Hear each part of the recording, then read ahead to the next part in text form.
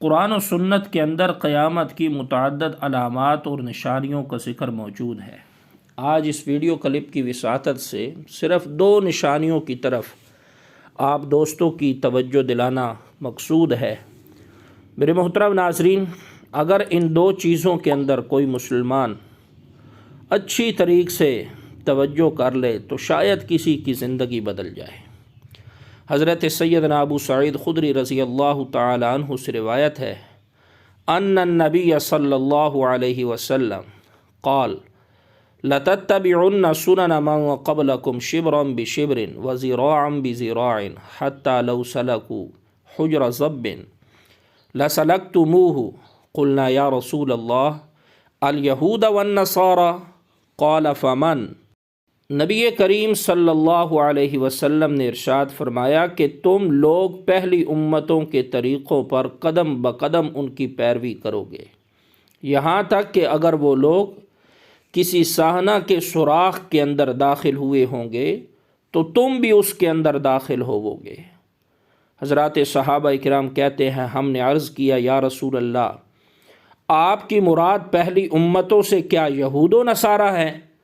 تو نبی کریم صلی اللہ علیہ وسلم نے ارشاد فرمایا پھر کون ہو سکتا ہے، یعنی میری مراد یہود و نصارہ ہی ہیں۔ تو میرے محترم ناظرین، اللہ کے نبی صلی اللہ علیہ وسلم کے اس فرمان کے اندر مسلمان غور کرے۔ آج کتنے ایسے کام ہیں جو یہود و نصارہ کے طور طریقوں پر مسلمان سر انجام دے رہا ہے۔ قبر پرستی یہود و نصارہ نے بھی کی۔ آج مسلمانوں کے اندر قبر پرستی کا رواج عام ہو چکا ہے۔ یہود و نصارہ نے بھی اپنی منمانی سے اللہ کی وحی کے اندر تعویلات کی۔ آج مسلمانوں کو دیکھا جائے تو مسلمان بھی اللہ تبارک و تعالی کی وحی سے دن بدن کیسے کوسوں دور ہوتا جا رہا ہے۔ آئیے آپ ذرا دوسری حدیث پاک کی طرف، جو کہ ابن ماجہ کے اندر موجود ہے۔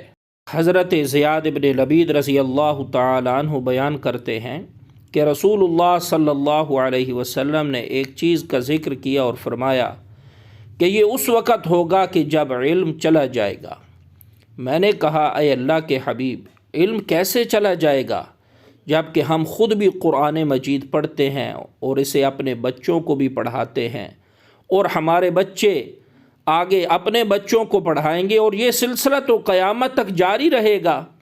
تو آپ صلی اللہ علیہ وسلم نے ارشاد فرمایا تیری ماں تجھے گم پائے اے زیاد، میں تو تجھے مدینہ کے بڑے سمجھدار لوگوں کے اندر شمار کرتا تھا، کیا یہ یہود و نصارہ تورات اور انجیل کو نہیں پڑھتے؟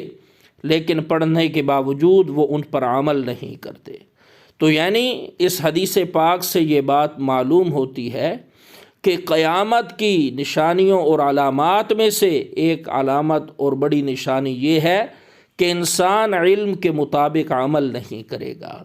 میرے محترم ناظرین، یہ بات یاد رکھیے، اللہ کے نبی صلی اللہ علیہ وسلم نے ارشاد فرمایا دن قیامت کے ہر انسان سے جو سوالات ہونے ہیں ان میں سے ایک سوال یہ ہوگا کہ اے میرے بندے، تو نے اپنے علم کے مطابق عمل کتنا کیا تھا۔ آج قرآن مجید پڑھا جا رہا ہے، اچھے تلفظ کے ساتھ پڑھنے کا اہتمام کیا جا رہا ہے، لیکن اگر کمی ہے تو اس کے اوپر عمل کرنے میں کمی ہے۔ حضرت سیدنا عبداللہ ابن مسعود رضی اللہ تعالی عنہ کہتے ہیں حفظ قرآن حروف قرآن کے یاد کرنے کا نام نہیں ہے، بلکہ حفظ قرآن نام ہے کہ قرآن پاک کی حدود کو قائم رکھا جائے، یعنی اس پر عمل کیا جائے۔